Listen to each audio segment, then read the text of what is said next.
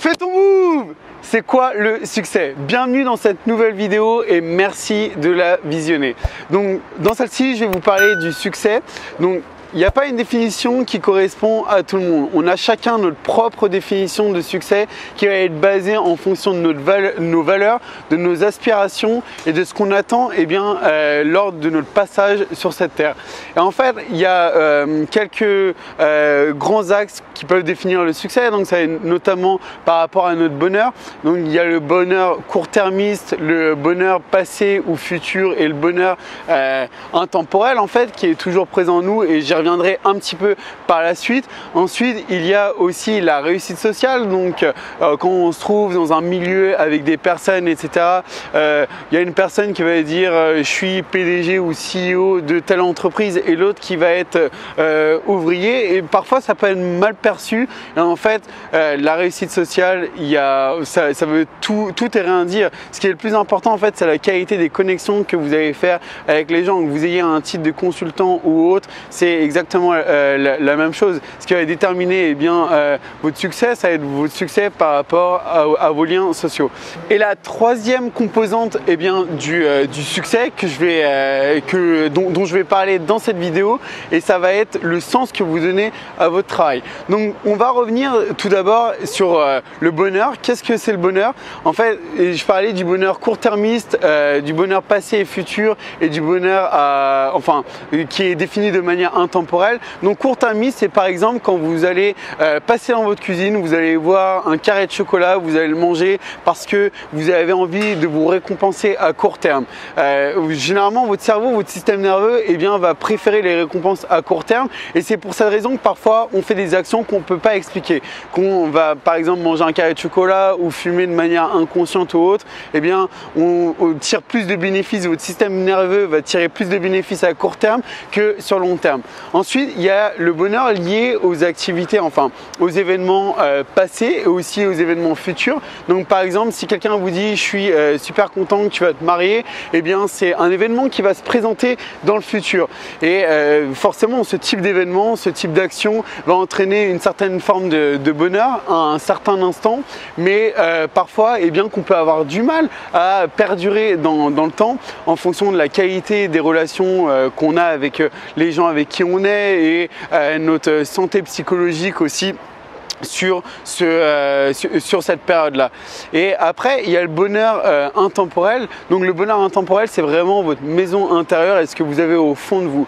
Est-ce que vous allez laisser définir des événements externes venir pourrir, affecter votre qualité de vie, la façon dont vous vous comportez, la façon dont vous vous sentez chaque jour? Est-ce que s'il pleut, vous allez laisser cette pluie affecter le fait que oui ou non, vous allez faire votre footing pour essayer de perdre du poids ou essayer d'être en bonne condition physique? Est-ce que vous allez laisser votre boss influer sur la manière dont vous vous percevez, la manière dont vous vous aimez vous-même? Votre boss qui va vous dire vous avez fait un taf de merde, est-ce que ça va vous affecter? Il ne faut pas, parce qu'au final ça peut être la perception d'une personne, et parfois ces personnes-là ne disent pas forcément la réalité, ou parfois elles le disent vraiment de manière inconsciente et méchante. Ça, peu importe, on n'est pas là ici pour juger, mais en fait le bonheur, il va être vraiment intérieur à vous, et ce que vous avez dans votre maison intérieure, et le fait que vous allez oui ou non laisser des éléments externes affecter la manière dont vous vous sentez chaque jour. Ensuite, je vais vous parler de la deuxième composante qui est lié à la réussite sociale. Donc la réussite sociale, c'est d'avoir un titre, que ce soit CEO ou autre. En fait, il y a des gens qui vont passer leur vie à aller bosser de 9 à 5, du lundi au vendredi, à attendre le week-end. Et encore une fois, moi étant entrepreneur, c'est quelque chose où j'ai eu beaucoup de mal à accepter pour mes proches qu'ils aient cette vision de la vie. Et au final, je me suis rendu compte que j'étais personne pour juger, parce qu'il y a des gens qui ne sont pas forcément faits pour l'entrepreneuriat. Il y a des gens qui, ça leur pose absolument aucun problème de bosser de 9 à 5, et je suis tout à fait ok avec ça.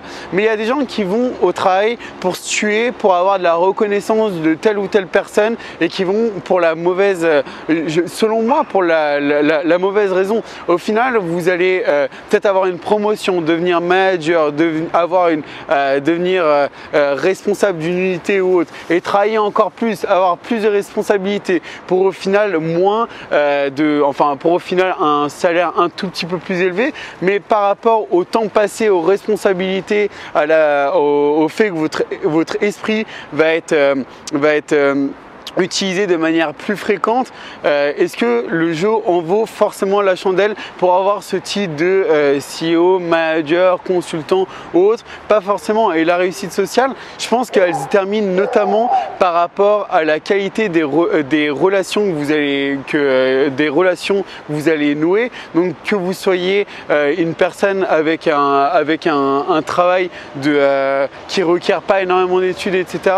Eh bien, peu importe, parce que si vous avez une intelligence émotionnelle, une intelligence relationnelle hyper développée, eh bien vous allez avoir un succès beaucoup plus grand que des personnes qui passent leur vie à travailler et qui pensent obtenir ce bonheur, ce succès uniquement par le titre qu'ils vont éventuellement avoir. Et ensuite, la troisième composante du succès, c'est vraiment par rapport au sens que vous allez donner à votre travail. Donc, qu'est-ce que j'entends par sens? En fait, c'est généralement, enfin, on est sur cette terre, on doit travailler, peu importe en fait. Et il y a notamment trois composantes du sens qu'on va donner à notre travail qui vont être pour trouver le travail de nos rêves. Donc ça va être par les intérêts et les passions qu'on a. Il va y avoir aussi un croisement avec les compétences qu'on a et aussi un croisement avec nos expériences. Et basé sur ces trois faits, on va pouvoir avoir un travail qui a du sens pour nous. Et ça, c'est super important parce qu'on passe tellement de temps à travailler qu'au final, si vous n'êtes pas forcément épanoui dans le travail que vous avez, eh bien ça risque d'être compliqué ou au bout d'un moment vous risquez de vous lasser ou autre. Et en fait, même si on a une passion et on fait un travail dont on est passionné à un instant T, peut-être que nos passions elles vont évoluer avec le temps, mais au moins vous aurez vécu des moments intenses dans le travail pendant une certaine période et après c'est tout à fait ok de passer à autre chose. Donc voilà, tout ça pour vous dire que par rapport au succès, il n'y a pas une définition à proprement parler du succès. Le succès, on le définit nous-mêmes. Qu'est-ce qui est réellement important pour nous? Est-ce que c'est le bonheur? Est-ce que c'est faire quelque chose qui est aligné avec nos valeurs? Bien évidemment, je pense que tout ça, ça doit rentrer en compte dans son propre succès, mais il n'y a que vous qui pouvez le déterminer. Donc surtout, ne laissez personne pour définir ce que le succès doit être pour vous. Par rapport, j'entends notamment je m'adresse peut-être plus par rapport aux jeunes qui se lancent au niveau des études, dans l'entrepreneuriat ou dans la vie active, etc.